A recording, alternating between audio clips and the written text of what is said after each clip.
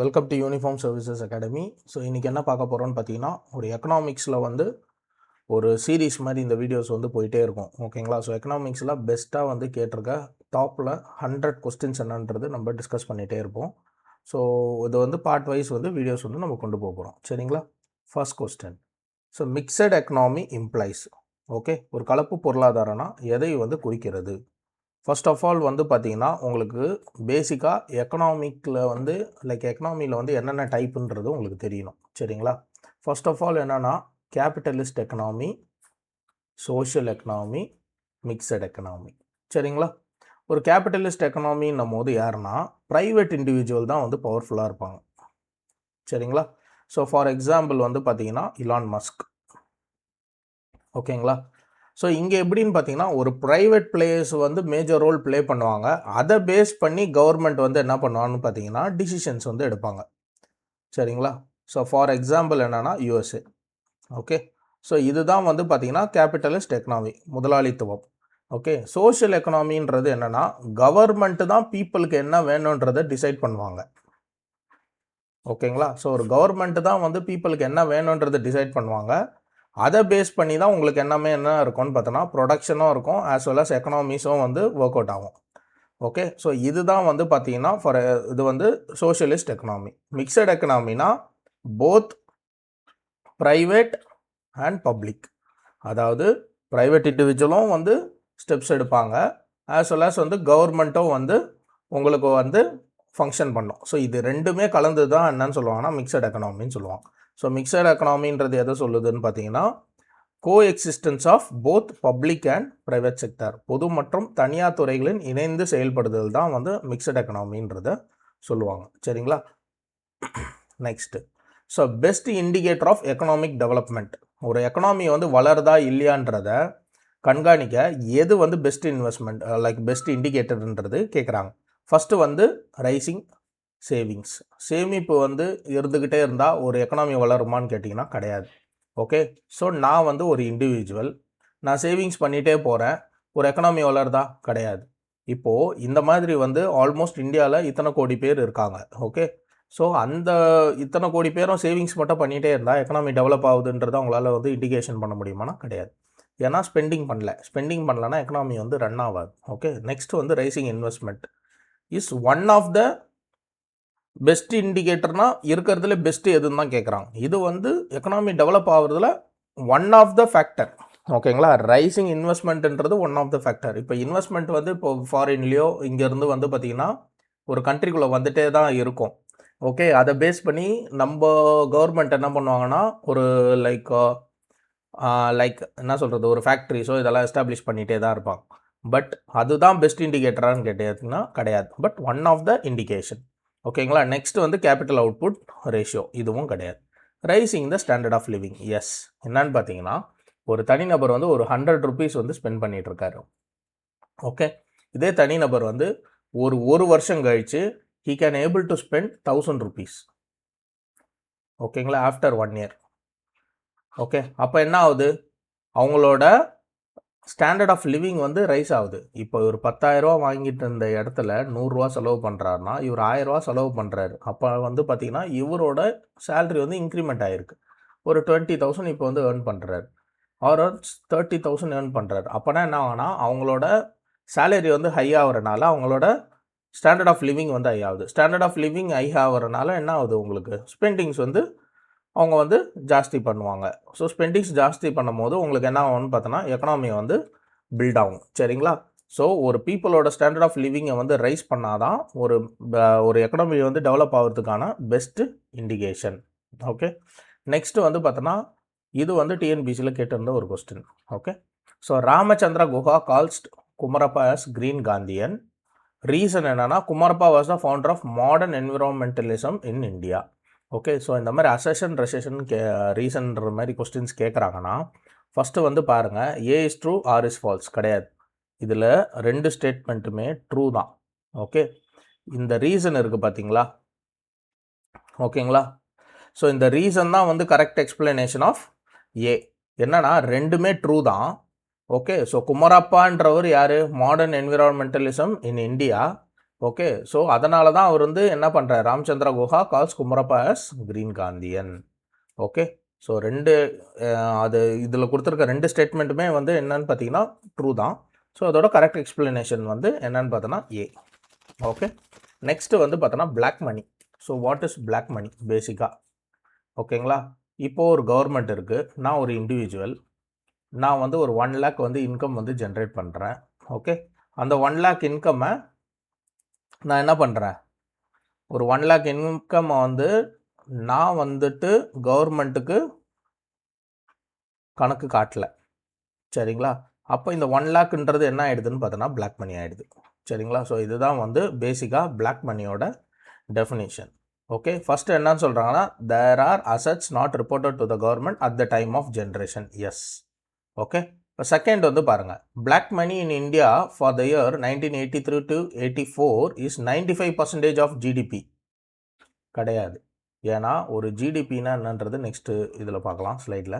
ஒரு ஜிடிபியில் 95% black money இருந்ததுன்னா 5% வச்சா ஒரு கண்ட்ரியை வந்து ரன் பண்ணியிருப்பாங்க. ஓகே. ஸோ அப்போது ஆப்வியஸ்லி கிடையாது. சி வந்து பாருங்கள், tax havens are typically big countries which impose high tax. கிடையாது. ஃபஸ்ட்டு டேக்ஸ் ஹெவன்ஸ்னால் என்ன? ஓகே. இப்போ ஃபார் எக்ஸாம்பிள் சுவிட்சர்லாண்ட், சரிங்களா.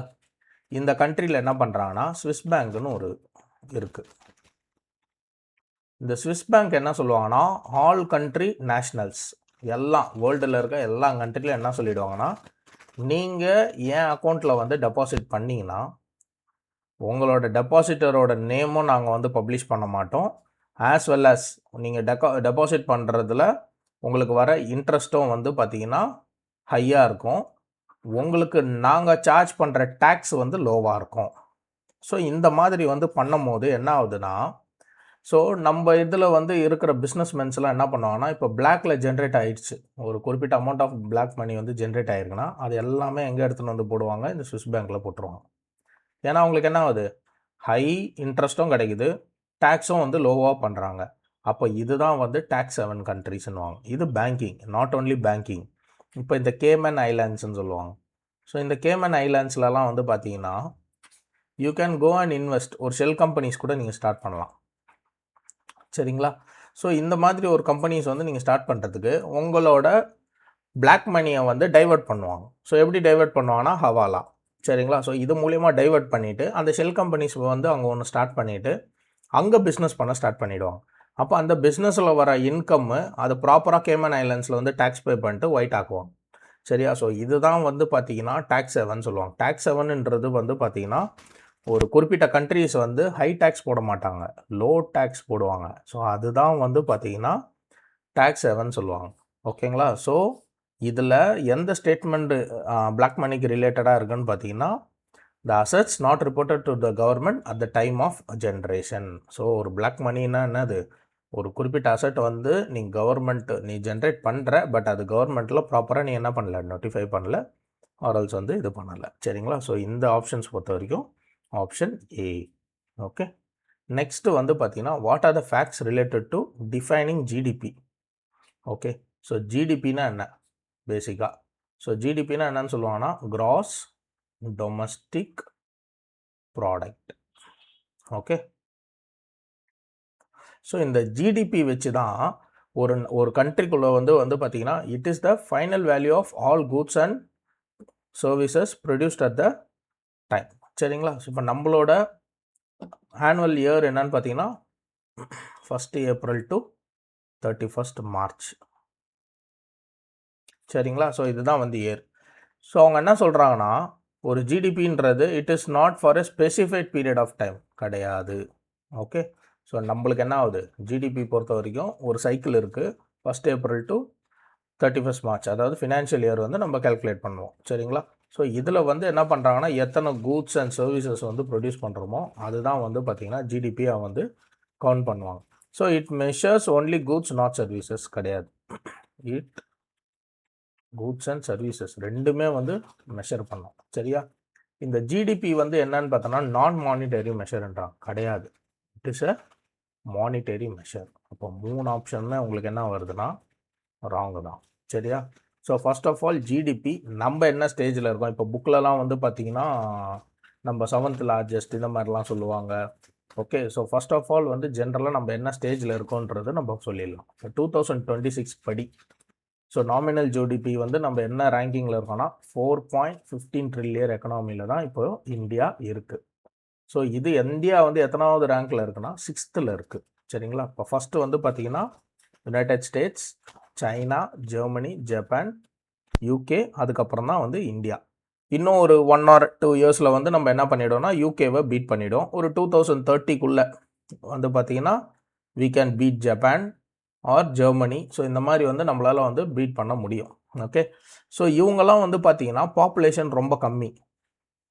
ஓகே, பட் இவங்க ஜென்ரேட் பண்ணுற எக்கனாமி பார்த்தீங்கன்னா 5.45 ட்ரில்லியன். ஸோ இந்த மாதிரி இருக்கும் போது உங்களுக்கு பாப்புலேஷன் கம்மி, உங்களுக்கு நிறைய ஜென்ரேட் பண்ணுறாங்க. அப்போது பர்ச்சேசிங் பவர் பேரிட்டி, ஓகேங்களா, பிபிபின்னு சொல்லுவாங்க. அந்த பர்ச்சேசிங் பவர் பேரிட்டி வந்து எவ்வளோ ஸ்ட்ராங்காக இருக்கும்ன்றதை நினச்சி பாருங்கள். சரிங்களா. இப்போது நான் ஒரு 1000 ரூபா சம்பாதிக்கிறேன். சரிங்களா. இது வந்து ஒரு 10 பேர் தான் வந்து என்னோடய ஸ்ட்ரீட்டில் இருக்காங்கன்னா அப்போது ஒரு பீப்புளுக்கு வந்து ஷேர் வந்து எவ்வளோ போகுது, 100 rupees. சரியா. இது வந்து ஜெர்மனின்னு வச்சுக்கலாம். இப்போ நான் இந்தியா, ஓகே, 2000 rupees வந்து நான் என்ன பண்ணுறேன், இன்கம் ஜென்ரேட் பண்ணுறேன். பட் 200 people வந்து என்கிட்ட இருக்காங்க. அப்போ டிவைடட் பை 200 போட்டிங்கன்னா உங்களுக்கு என்ன ஆகுது, ₹10. இப்போது 1000 rupees வாங்குறவங்க பெருசா, 2000 rupees இன்கம் ஜென்ரேட் ஆகும் பெருசான்னு கேட்டிங்கன்னா 2000 rupees பண்ணுறவங்க தான் பெருசு. பட் ஒரு ஆள் கையில் வந்து எவ்வளோ இருக்குது, இதில் 100 rupees இருக்குது. இங்கே பெர் ஹெட்டு கையில் வந்து எவ்வளோ இருக்குது, 10 rupees இருக்குது. அப்போ பர்ச்சேசிங் பவர் பார்ட்டி பிபிபி படி யார் வந்து பெஸ்ட்டுன்னு பார்த்தீங்கன்னா ஜெர்மனி. ஸோ அதுதான் இப்போது பிபிபி ஆஸ் பர் ஜிடிபி வந்து இந்தியாவோட எவ்வளோ இருக்குன்னு பார்த்தீங்கன்னா $18.90 trillion. ஓகேங்களா. ஸோ இந்த பர்ச்சேசிங் பவர் பார்ட்டி படி எத்தனாவதுன்னு பார்த்தீங்கன்னா நம்பர் 3rd இருக்குது. நம்ம ஜிடிபி growth rate வந்து எவ்வளோ இருக்குன்னு பார்த்தீங்கன்னா 6.5%. ஓகேங்களா. So nominal GDP per capita எவ்வளோ இருக்குன்னா $2813, which ranks 149th. சரிங்களா. ஸோ இதுதான் வந்து பார்த்தீங்கன்னா கரண்ட் எக்கனாமிக் இண்டிகேட்டர்ஸ். உங்களுக்கு புக்கில் இந்த மாதிரி இருக்குது, நீங்கள் என்சிஆர்டி படிக்கணும், என்சிஆர்டி புக்கில் இந்த மாதிரி தான் இருக்குன்னா கிடையாது. உங்களுக்கு ஆன்சர்ஸ் இந்த மாதிரி நாமினல் ஜிடிபி இந்தியா எத்தனாவது ரேங்குன்னு கேட்டாங்கன்னா நீங்கள் புக்கில் மாதிரி 7th 8thலாம் சொல்லக்கூடாது. இப்போ கரண்ட் ஸ்டேட்டஸ் படி 6th நம்ம இருக்கோம். சரிங்களா. ஸோ இந்த மாதிரி வந்து நிறைய வீடியோஸ் வந்து நம்ம அப்லோட் பண்ணிகிட்டே இருப்போம். வித் கான்செப்ட் எக்ஸ்ப்ளனேஷன் பண்ணிட்டு தான் பண்ணுவோம். ஸோ மறக்காமல் ஷேர் பண்ணுங்கள், சப்ஸ்கிரைப் பண்ணுங்கள். தேங்க்யூ.